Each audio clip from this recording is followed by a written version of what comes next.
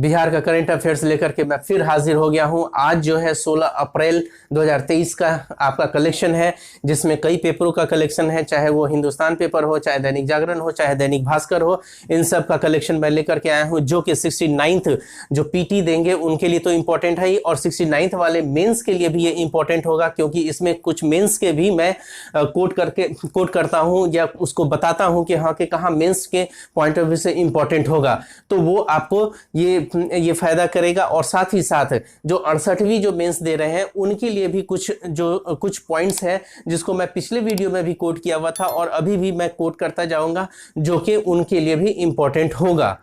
जो 69वीं वाले जो मेरा वीडियो देख रहे होंगे, वो अपने सीनियर जो 68वीं मेंस दे रहे होंगे, उनको आप इन्फॉर्म कर सकते हैं कि हमारा रिवीजन फॉर सक्सेस चैनल जो है वो उसको वॉच कर लें, और कुछ इंपॉर्टेंट चीज़ें हैं जो आप उसमें कोट कर सकते हैं, लिख सकते हैं। मैं हुसैन सर आपका अपने इस YouTube channel revision for success में आपका अभिनंदन करता हूं, खैर मकदम करता हूं।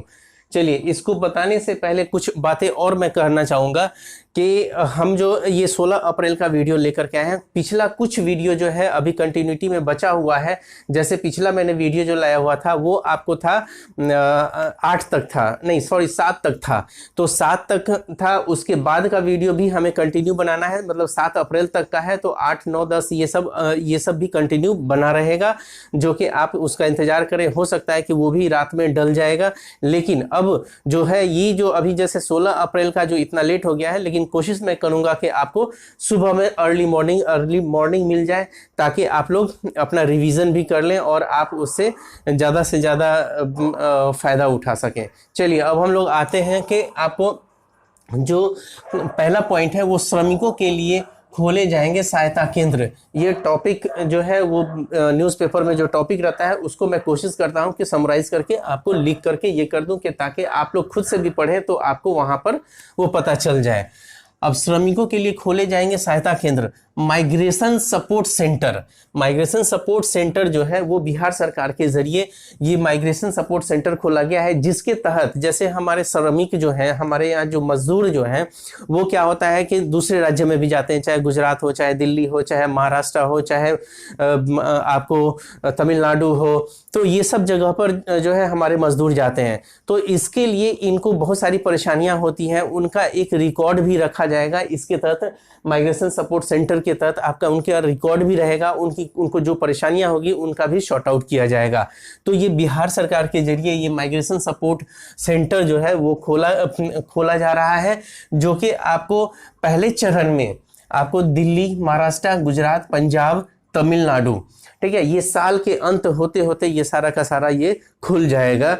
ये सब राज्यों में, मतलब ये सब राज्यों में खुल जाएगा, यानी कि दिल्ली, महाराष्ट्र, गुजरात, पंजाब और तमिलनाडु, ये जो है आपको 1, 2, 3, 4, 5 राज्यों में पहले चरण में खोला जा रहा है। कहाँ कहाँ? तो दिल्ली हो गया, महाराष्ट्र हो गया, गुजरात हो गया, पंजाब हो गया और तमिलनाडु, ये जगह पे। क्योंकि इस जगह पर पहले चरण में क्यों खोला जा रहा है? तो खुलने का कारण ये है कि यहाँ पर श्रमिक जो है यानी मजदूर जो है बिहार के, वहाँ पर बहुत जाते हैं, चाहे पंजाब हो गया, चाहे आपको दिल्ली हो गया, चाहे महाराष्ट्र हो गया। तो इसी वजह से जो है बिहार सरकार पहले चरण में इस साल तक 2023 तक ये सब जगह पे ये आपको माइग्रेशन सपोर्ट सेंटर खुल जाएगा। ठीक है, तो ये पहला पॉइंट है, जो कि पीटी के पॉइंट ऑफ व्यू से कि हाँ कि इसमें क्वेश्चन कैसे पूछेगा, तो ऐसे पूछ सकता है कि अभी हाल में ही बिहार सरकार ने श्रमिकों के लिए जो सेंटर खोला है उसका नाम क्या है? तो आपको माइग्रेशन सपोर्ट सेंटर, ठीक है, ये याद रखिएगा। अब आते हैं, अगला पॉइंट है मनरेगा के रिगार्डिंग आखिर ये पेपर में क्यों दिया? तो आप जान रहे होंगे कि मनरेगा के तहत जो है आपको बहुत फर्जीवाड़ा हो रहा है। होता क्या है कि आपको कि जैसे वहाँ पर क्या है कि नामांकन करवा लेते हैं, जो गरीब भी नहीं है, जो कि आपको कमा भी रहे हैं, कहीं पे भी कमा रहे हैं, लेकिन फिर भी जो है आपको वहाँ फॉल्स के तौर पे कि हाँ कि वहाँ एनरोल्ड हो जाते हैं और उनको पैसा भी मिल जाता है। तो इसका गलत इस्तेमाल हो रहा है। जिस मजदूर को मजदूरी मिलना चाहिए उसको नहीं मिल पा रहा है, जिसकी वजह से बिहार सरकार ने क्या किया है कि बहुत सारा जो जॉब कार्ड है, यानी कि आपको पारिवारिक जॉब कार्ड, उसको जो है आपको वित्तीय वर्ष 2022-23 22-23 में जो है कई कई जॉब कार्ड को रद्द कर दिया गया है। तो आपको इसमें 38 जिलों को मिला करके 47,72,349 पारिवारिक जॉब कार्ड को जो है उसको रद्द कर दिया गया है वर्ष 2022-23 में। तो ये आंकड़ा जो है आपको अगर मनरेगा का मेंस के पॉइंट ऑफ व्यू से, जैसे 68वीं के मेंस के पॉइंट ऑफ व्यू से आ सकता है, ये निबंध में भी मनरेगा आ सकता है, तो वहां पर ये डाटा को लिखेंगे तो आपका बहुत ही अच्छा मार्क्स आएगा और वो आंसर में वजन हो जाएगा। तो आपको ये डाटा याद रखना है। और 69वीं वाले जो मेंस देंगे, पीटी देंगे ही, मेंस भी देंगे, तो उनके लिए भी ये डाटा आप अपने पास स्टोर रखिएगा, नोट डाउन किए रहिएगा। कुछ बातें मैं यहाँ पर नहीं लिखा हूँ, जिसे मैं बोलता हूँ उसे भी आप नोट डाउन कर लीजिएगा। अब आते हैं क्या, तो 38 जिलों में हमने बता दिया कि 38 जिलों को मिला करके 47,72,349 पारिवारिक जॉब कार्ड वित्तीय वर्ष 2022-23 में निरस्त कर दिए गए हैं। तो ये इसको डाटा को याद रखिएगा। 68वीं मेंस के पॉइंट ऑफ व्यू से भी इंपॉर्टेंट है, हो सकता है निबंध में दे दे या आपको ये में दे दे, आपको जीएस वाले पोर्शन में दे दे, तो आपको ये डाटा लिखना जरूरी है। और उसके बाद है कि सबसे अधिक, ये पीटी का फैक्ट हो गया कि सबसे अधिक वैशाली में 3,95,299 जो है जो पारिवारिक जॉब कार्ड जो है उसको निरस्त किया गया है। मतलब फर्जी जो मिला था सबसे ज्यादा कहाँ मिला था, तो वैशाली में मिला था। वैशाली जिला में आपको सबसे ज्यादा जो है आपको पारिवारिक जॉब कार्ड को निरस्त किया गया है। उसके बाद पटना का नंबर आता है जो 3,09,18 मतलब जॉब कार्ड जो है उसको निरस्त किया गया है। तो ये डाटा के रूप में इसको याद रखेगा। अब हम लोग थोड़ा सा और आ जाते हैं, मनरेगा आखिर है क्या। तो मनरेगा आप ये सबसे पहले जो है नरेगा के रूप में 2005 में इसको ये संसद में पास हुआ और फिर इसको लागू जो किया गया है आपको 2 फरवरी 2006 को लागू किया गया। उस समय ये मनरेगा नहीं था, उस समय नरेगा था, यानी कि राष्ट्रीय ग्रामीण रोजगार गारंटी योजना था। ठीक है, तो ये आपको जो था पहले नरेगा के नाम से था। मनरेगा के नाम से आपको ये कब हुआ, तो 2 अक्टूबर 2009 को इसका मनरेगा यानी कि महात्मा गांधी राष्ट्रीय ग्रामीण रोजगार गारंटी आपको अधिनियम है, जिसके तहत जो है आपको कई इसमें क्या होता है, तो इसमें वैसे जो ग्रामीण जो मजदूर हैं, जो गांव के जो बेरोजगार हैं, गांव में जो रहते हैं, तो उनको 100 दिन का गारंटी, मतलब कि ये कानून है कि आपको 100 दिन का गारंटी पूर्वक जो इनरोल्ड हो जाएंगे, जो रजिस्टर्ड करवाएंगे, तो 100 दिन का उसको आपको कार्य देना होगा, काम देना होगा, 100 दिन का काम देना होगा। और अगर 100 दिन का काम वो इनरोल्ड हो जाता है, अगर 15 दिन के अंदर आप उसको वो काम नहीं मिल पाता है तो आपको बेरोजगारी भत्ता भी देना होगा। तो ये मनरेगा के तहत ये चीज़ है। और मनरेगा के तहत बहुत सारी बातें हैं, जैसे आपको कि 5 किलोमीटर के दायरे में आपको जो जॉब मिलेगा मनरेगा के तहत, वो 5 किलोमीटर के दायरे में मिलेगा, और 5 किलोमीटर के दायरे में, ताकि आपको सहूलियत भी हो। तो इसको एक डिटेल्स में आपको, ये डिटेल्स में हो सकता है कि मैं इसके लिए एक वीडियो ले आऊं कि हाँ कि मनरेगा के बारे में, क्योंकि ये आपको निबंध में भी पूछा जा सकता है और जीएस में भी पूछा गया है और पूछा जाएगा भी। तो इसको ध्यान में रखिएगा, क्योंकि मनरेगा के तहत जो है बिहार सरकार जो है इसमें बहुत सारा सुधार भी कर रही है। अभी आपको केंद्र सरकार ने क्या किया है, तो मनरेगा के तहत जो मजदूरी जो रखा है वो आपको पहले जो था 210 रुपया था, ये झारखंड का भी 210 रुपया मजदूरों की मजदूरी थी, और आपको बिहार सरकार का भी जो था 210 रुपया था, ये पिछले साल। लेकिन इस बार जो वित्तीय वर्ष में क्या किया गया है कि भारत सरकार ने आपको उसमें 18 रुपया इंक्लूड करके 228 रुपया यानी कि 8% बढ़ाया गया है।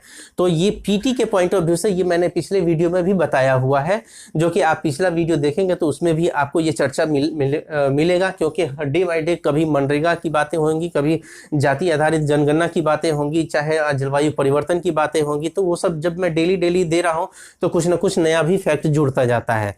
तो मैंने पहले भी बताया हुआ है कि आपको इस बार बजट सत्र जो था भारत सरकार का, उसके तहत जो है आपको 228 रुपया हो गया है, जो कोई 210 रुपया हुआ करता था आपको मजदूरी, तो अब वो आपको 228 रुपया हो गया है। तो कहाँ का इसके इक्वल किसका है, तो इसके इक्वल झारखंड का भी उतना ही मजदूरी है, 228 रुपया। तो वो याद रखिएगा, नोट डाउन कर लीजिएगा।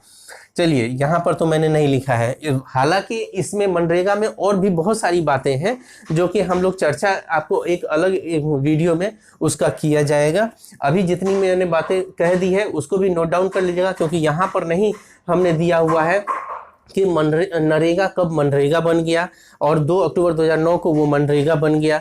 तो ये सब चीज़ों को फैक्ट के रूप में ध्यान में रखिएगा। और मनरेगा का जो पहली बार जब ये लागू हुआ तो किस राज्य में हुआ, तो आंध्र प्रदेश में लागू हुआ था। आंध्र प्रदेश के अनंतपुर में आपको लागू हुआ था 2006 में। तो ये भी आपको ध्यान में रखना है, ठीक है। अब आते हैं आंगनबाड़ी। ये आंगनबाड़ी व्यवस्था जो है, इस पर पहले बताने से पहले, ये जो डाटा है उसको बताने से पहले मैं ये कहूँगा कि आंगनबाड़ी व्यवस्था जो है ये आपको क्या है, तो इसके तहत जो है बच्चों का जो है बच्चों का लालन पालन भी होगा, उसके शिक्षा की भी काम होगी, तो इसके अंतर्गत किया जा रहा है। तो आपको यहाँ पर ये जो आंगनबाड़ी व्यवस्था जो है, पहले जो 1975 में एकीकृत बाल विकास सेवा करके एक योजना लागू हुई थी। क्या हुई थी, तो एकीकृत बाल विकास सेवा जो 1975 में लागू हुई थी, तो उसी का ही ये अंग है, ये आंगनबाड़ी। आंगन का मतलब होता है कि घर में जो आंगन होता है वो, अब बाड़ी का मतलब होता है आश्रय, यानी कि आंगन का आश्रय। तो यहाँ पर जो सेविकाएं जो होती है वो बच्चों का क्या करेगी कि पहले क्या होता था कि कक्षा 1 से आपको प्रगति का वो कार्ड बनता था, उसके बारे में मतलब कि उसने क्या क्या किया है, बच्चे का प्रगति का कार्ड बनता था, यानी रिपोर्ट कार्ड बनता था। तो अब क्या हुआ है कि आंगनवाड़ी से अब ये स्टार्ट हो गया है, जिसके तहत जो बोलेंगे समग्र प्रगति कार्ड। समग्र प्रगति कार्ड जो है आपको आंगनवाड़ी के अंतर्गत ये व्यवस्था की गई है। इसमें क्वेश्चन पूछ सकता है कि समग्र प्रगति कार्ड जो है अभी हाल में ही बच्चों के लिए जो शुरू हुआ है वो किस योजना के अंतर्गत है, तो वो आंगनवाड़ी व्यवस्था के अंतर्गत या आंगनवाड़ी योजना के तहत है। तो ये ध्यान में रखेंगे, समग्र प्रगति कार्ड ये पीटी के पॉइंट ऑफ व्यू से भी इंपॉर्टेंट है और आंगनवाड़ी पे भी मेंस के पॉइंट ऑफ व्यू से अगर आ जाएगा। देखिए जैसे जीविका दीदी के बारे में आया हुआ था, पिछली बार क्वेश्चन जो आया जीविका दीदी के बारे में आ गया, तो उसी तरीके से आंगनवाड़ी व्यवस्था में बिहार सरकार बहुत उसमें आपको तत्परता के साथ और उसमें काम कर रही है, उसमें इम्प्रूवमेंट कर रही है, और जो उसमें जो सेविकाएं हैं उनका वेतन भी बढ़ा रही है, उनको और सारी फैसिलिटी भी दे रही है, उनसे भी और चीजों का भी काम करवाने का बिहार सरकार करवा रही है। तो उसी के अंतर्गत क्या है कि ये समग्र प्रगति कार्ड जो है आपको बच्चों के वहाँ पर जिस तरीके से लालन पालन होता है, तो वहाँ डे बाय डे हर दिन जो आपको आंगनबाड़ी की सेविका जो है वो हर दिन एक रिकॉर्ड रखेंगे और हर दिन का रिकॉर्ड उनको अपने पास रखना है। और फिर उसके बाद हर महीने के, इसमें नहीं लिखा हूँ मैं, लेकिन वहाँ क्या है कि बोला गया है जो इस योजना के अंतर्गत जो अभी नया जो लाया गया है समग्र प्रगति कार्ड, तो इसके अंतर्गत हर महीने के 14 तारीख को ये शिक्षक और आपको अभिभावक इन दोनों के बीच में संगोष्ठी होगा और शिक्षक बताएंगे कि आपका बच्चा जो है आपको किस क्षेत्र में उसका रुचि है या वो क्या कर रहा है, किस तरीके से कर रहा है, उसकी मानसिक स्थिति क्या है, ये सब सारा चीज वो अभिभावक को बताया जाएगा, माता पिता को वो बातें बताएंगे शिक्षक। तो ये क्या हो गया, तो इसीलिए इसको समग्र प्रगति कार्ड कहा गया है, जिसके अंतर्गत हर 14 तारीख को आपको शिक्षक और आपको ये अभिभावक के बीच में संगोष्ठी होगी और वो उसके बारे में, बच्चों के बारे में बताएंगे शिक्षक। तो ये इसके अंतर्गत ये है। थोड़ा सा और फैक्ट पे आ जाते हैं, तो राज्य भर के 1,15,000 आंगनवाड़ी केंद्र के 28,75,000 बच्चों को शामिल किया गया है। यानी कि आपका ये डाटा आपको मेंस के पॉइंट ऑफ व्यू से भी याद रहना चाहिए और पीटी के पॉइंट ऑफ व्यू से भी हो सकता है पूछ ले कि राज्य भर के 1,15,000 आंगनवाड़ी है। तो आंगनवाड़ी कितना है, तो 1,15,000 आंगनवाड़ी है और उसके बाद जो है 28,75,000 बच्चों को शामिल किया गया है इसके अंतर्गत। इतने बच्चे लोग शामिल हैं इसमें। अगला आते हैं प्रगति कार्ड का डिजाइन जो किया गया है। प्रगति कार्ड का जो डिजाइन किया गया है वो यूनिसेफ, इसके तहत कई संस्थाएं हैं जैसे यूनिसेफ, बिहार शिक्षा परियोजना परिषद, ठीक है, बिहार शिक्षा परियोजना परिषद और SCERT, फिर उसके बाद केयर इंडिया, प्रथम भी एक संस्था है और कई उसके अलावा कई और संस्था है जिनकी मदद से जो है ये आपको प्रगति कार्ड को डिजाइन किया गया है।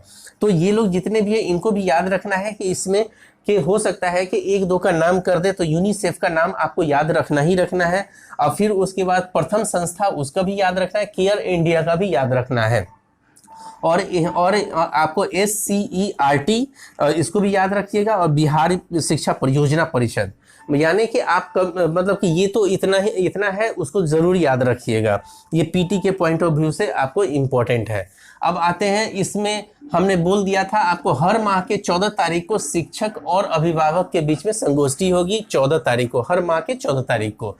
अब अगला पॉइंट पे आते हैं कि नालंदा विश्वविद्यालय, ये अब अगला टॉपिक है कि नालंदा विश्वविद्यालय के सुषमा ऑडिटोरियम में G20 university connect engaging young minds श्रृंखला के तहत व्याख्यान हुआ है।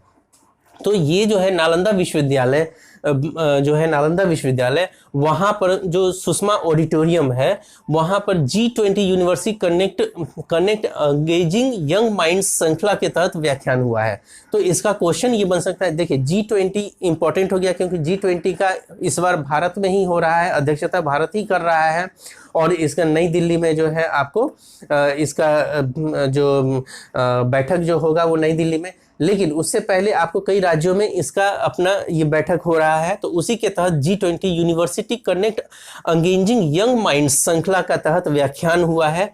तो कहाँ हुआ है? तो नालंदा विश्वविद्यालय में हुआ है। तो ये याद रखिएगा, ऐसे पूछ सकता है कि G20 university connect engaging young minds श्रृंखला के तहत व्याख्यान जो हुआ है, ये बिहार के किस राज्य में हुआ है? तो नालंदा, मतलब किस विश्वविद्यालय में हुआ है? तो नालंदा विश्वविद्यालय में हुआ है, ये याद रखिएगा। तो ये प्योर फैक्ट के रूप में आ गया। अब अगला पॉइंट अगला देखते हैं, बिहार में भागलपुर में बैडमिंटन अकादमी खोले जाने की घोषणा बिहार राज्य, ये घोषणा किया गया है। तो यानी कि बिहार में भागलपुर में क्या हुआ है? तो बैडमिंटन अकादमी खोले जाने की आपको घोषणा हुई है। तो इसका क्वेश्चन पूछ सकता है कि अभी हाल में ही बिहार में किस जिले में बैडमिंटन अकादमी खोले जाने की घोषणा की है? तो भागलपुर में किया गया है। और बिहार राज्य खेल प्राधिकरण द्वारा पटना में बैडमिंटन प्रतिभा खोज प्रतियोगिता के चयनित खिलाड़ियों को प्रशिक्षण देने के लिए कार्यक्रम का आयोजन किया गया है। तो अब यहाँ पर ये क्वेश्चन जो होगा कि अगला जो पॉइंट है कि बिहार राज्य खेल प्राधिकरण द्वारा पटना में बैडमिंटन प्रतिभा खोज प्रतियोगिता के चयन खिलाड़ियों के प्रशिक्षण देने के लिए कार्यक्रम का आयोजन किया गया है। तो इसका मतलब क्या हुआ कि आपको जो चयनित खिलाड़ी जो थे उसको प्रशिक्षण देने के लिए आपको इसका जो कार्यक्रम जो हुआ था वो पटना में हुआ था, ये ध्यान रखिएगा। और दूसरा क्वेश्चन ये बन सकता है कि ये जो आयोजन जो हुआ था, ये आपको पटना में पटना में बैडमिंटन प्रतिभा खोज प्रतियोगिता के चयनित खिलाड़ियों का जो आयोजन जो हुआ था, ये आपको किसके द्वारा हुआ था? तो बिहार राज्य खेल प्राधिकरण के द्वारा हुआ था। इसको भी ध्यान में रखिएगा। तो ये आपको ये पूरा हो गया। अब आते हैं दूध उत्पादन में बिहार राष्ट्रीय औसत से आगे निकल गया है। दूध उत्पादन में बिहार जो है राष्ट्रीय औसत से आगे निकल गया है, यानी कि बिहार में दूध उत्पादन औसतन जो है 7.3% हो गया हुआ है। 7.3% बिहार में जो दूध उत्पादन जो है औसतन कितना हो गया? तो 7.3%, जबकि राष्ट्रीय औसत जो है 5.29 है, यानी कि उससे आगे निकल गया है। तो ये ध्यान में रखिएगा, ये मोस्ट इंपॉर्टेंट है। अगर पूछ देता है कि ऐसे भी पूछ सकता है कि अभी हाल ही में राष्ट्रीय औसत दूध उत्पादन में राष्ट्रीय औसत से बिहार आगे है या पीछे है, ऐसे भी क्वेश्चन आ सकता है। तो आपको आगे है। और ये डाटा भी याद रखिएगा कि दूध उत्पादन का औसतन जो है 7.3% हो रहा है बिहार में, जो कि राष्ट्रीय औसत है 5.29% है। और साथ ही साथ बिहार में प्रतिदिन एक व्यक्ति दूध का जो खपत है वो 400 ग्राम है। इसको भी याद रखिएगा। बिहार में प्रतिदिन एक व्यक्ति जो है आपको दूध की खपत कितना करता है? तो 400 ग्राम मिलता है हम लोगों को। अब आ जाते हैं अगला जो है, ये पीटी के पॉइंट ऑफ व्यू से बहुत इंपॉर्टेंट है दूध उत्पादन का, कि आपको दूध उत्पादन में जो है राष्ट्रीय औसत से आगे बिहार निकल गया हुआ है। और 7.3% आपको जो है दूध उत्पादन औसतन हो रहा है बिहार में, जबकि 5.29% जो है राष्ट्रीय औसत है उत्पादन में। ठीक है। अब आते हैं अगला है ई संबंधन पोर्टल। अब ई संबंधन पोर्टल हम लोगों ने पिछले वीडियो में भी इसके बारे में पढ़ लिया हुआ है, फिर एक बार रिवीजन हो जाएगा। ये ई संबंधन पोर्टल क्या है, तो ये निजी स्कूलों से संबंधित है, निजी स्कूलों से। तो अब यहाँ पर थोड़ा इसके पीछे कहानी है। कहानी ये है कि ई संबंधन पोर्टल और निजी स्कूलों से संबंधित है। तो ई संबंधन पोर्टल है आखिर क्या? तो यहाँ क्या है कि जब हमारे संविधान के जरिए जो है आपको 86वां संविधान संशोधन 2002 के अनुसार जो है आर्टिकल 21A में शिक्षा, निःशुल्क शिक्षा और अनिवार्य शिक्षा जोड़ा गया था, जो कि हमारा मौलिक अधिकार हो गया। उसके तहत क्या है कि मौलिक अधिकार हम लोगों को कर दिया गया।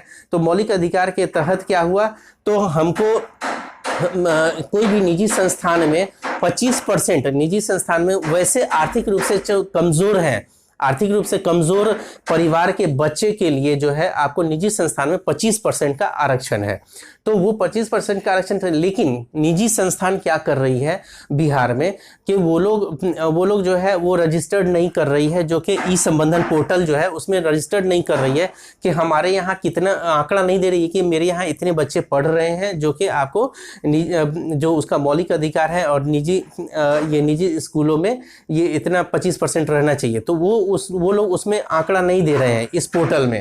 तो पोर्टल में आंकड़ा नहीं दे रहे हैं, तो उसकी वजह से आपको बिहार सरकार ने उस पर सख्ती बरती है, इसीलिए इसका चर्चा जो है आपको हुआ है। और आपको एक और ये बता दें कि जैसे ही आपको 86वें संविधान संशोधन 2002 के तहत आपको आर्टिकल 21 के ए में जो जोड़ा गया कि शिक्षा अनिवार्य, यानी कि 6 से 14 वर्ष के बच्चों को शिक्षा अनिवार्य और निःशुल्क दिया जाएगा, तो उसके लिए फिर अधिनियम पारित हुआ। अधिनियम कब पारित हुआ, तो 2009 में पारित हुआ। और फिर उसके बाद इसको लागू कब हुआ, तो 1 अप्रैल 2010 को लागू हुआ। जो ये मैंने यहाँ लिखा नहीं है, याद रखिएगा, 1 अप्रैल 2010 से इसको लागू किया गया कि आपको जो निजी संस्थान जो है ये संसद के जरिए जो है पारित हुआ 2009 में ये एक्ट। और फिर उसके बाद जो है आपको सभी के लिए मतलब कि एक विधि बन गया कि आपको लोग जो है 25% का आरक्षण अपने स्कूलों में करेंगे। तो वो 1 अप्रैल 2010 से स्टार्ट हो गया था। अब आते हैं जातीय जनगणना फेज 2। इसके बारे में हम लोगों ने बहुत चर्चा कर लिया है, कई बार चर्चा कर लिया है, पिछले वीडियो में भी चर्चा कर लिया है, फिर एक बार चर्चा करेंगे, रिवीजन होगा आपका। तो यहाँ जो जातीय जनगणना फेज 1 की पहले बात कर ले, तो अभी फेज 2 का जो है आपको कल 15 तारीख था, 15 अप्रैल फेज 2 का शुरू हो गया। लेकिन उससे पहले थोड़ा सा हम लोग चर्चा करते हैं कि फेज 1 के तहत क्या हुआ था कि आपको 7 जनवरी 2023 को फेज 1 जातीय जनगणना का स्टार्ट हुआ था, जिसके तहत जो है आपको मकानों की गणना हुई थी, परिवारों की गणना हुई थी। और उसी के हेल्प से अब क्या है, दूसरा जो फेज है उसके तहत जो है आपको इसमें 17 पॉइंट्स दिए गए हैं। एक्चुअल में ये 18 पॉइंट्स है, लेकिन एक पॉइंट जो है वो आपको स्वेच्छा से है, यानी कि आधार नंबर जो देना है आपके स्वेच्छा से है। आप देना चाहे तो दे, नहीं देना चाहे तो नहीं दे। लेकिन मूल रूप से आपको 17 बिंदु है जिसके तहत आपसे पूछा जाएगा वो क्या क्या, वो कि आपका आर्थिक स्थिति का पता लगाया जाएगा, आपके शैक्षणिक स्थिति का पता लगाया जाएगा, और आप क्या व्यापार करते हैं वो सब के बारे में, आपके धर्म, जाति, ये सब के बारे में पता लगाया जाएगा। तो वो 17 पॉइंट में वो चीज दिया हुआ है। तो 15 तारीख यानी कि कल 15 अप्रैल को जो शुरू हुआ है वो आपको कहां से शुरू हुआ है, तो ये बख्तियारपुर से क्यों शुरू किया गया है, तो हमारे मुख्यमंत्री का वही गांव है और उन्हीं से ही स्टार्ट हुआ 12:30 बजे बख्तियारपुर से। और प्रगणक जो थी वो सना परवीन थी, जो प्रगणक जिन्होंने पूछा है ये 17 पॉइंट्स जो है वो मुख्यमंत्री से, तो वो आपको सना परवीन और उसके साथ चित्रांश विकास कुमार, ये दोनों का नाम याद रखिएगा। इन लोगों ने प्रगणक के रूप में द्वितीय फेज में आपको क्वेश्चन जो है मुख्यमंत्री से किया था, तो उसका नाम है सना परवीन और उसी के साथ चित्रांश विकास कुमार। ये दोनों व्यक्ति ने आपको मुख्यमंत्री के आवास पर जाकर के, उनके गांव पर जाकर के, आवास नहीं गांव पर जाकर के उनका सारा डिटेल लिया। वो भी थे, मुख्यमंत्री भी थे, उनके बड़े भाई भी थे, उनका बेटा भी था, तो सारा का सारा वो किया गया। और जो उसका जो उस घर के जो सबसे ये होंगे जो हेड होंगे, तो वही उसका सिग्नेचर करेगा। तो वो उन्होंने, मुख्यमंत्री ने वहाँ पे सिग्नेचर किया है। और राज्य में एक पॉइंट है इसमें, राज्य में 2,88,00,000 परिवार की पहचान हुई है। जो पहला फेज में जो हुआ था वो आपको 2,88,00,000 परिवारों की पहचान की गई थी। ये पॉइंट आपको याद रखेगा। जाति आधारित जनगणना का जो मुख्य पॉइंट है कि दूसरा जो जनगणना हुआ है वो कहाँ से शुरू किया गया है, तो बख्तियारपुर से शुरू किया गया है। 15 अप्रैल से शुरू किया गया है, 15 मई तक चलेगा। और इसके तहत पहला जो पूछा गया है वो मुख्यमंत्री के द्वारा पूछा गया है। और इसमें जो है सना परवीन और चित्रांश विकास कुमार, इन दोनों ने उनसे क्वेश्चंस पूछे गए हैं। और पहला जो जातीय आधारित जनगणना 7 जनवरी को हुआ था, उसके तहत 2,88,00,000 परिवारों की पहचान की गई थी। हमारा ये वीडियो अच्छा लगा होगा तो इसे लाइक कीजिएगा, शेयर कीजिएगा, कमेंट कीजिएगा और सब्सक्राइब करना न भूले। सब्सक्राइब कीजिए, शेयर खूब कीजिए। All the best, thank you.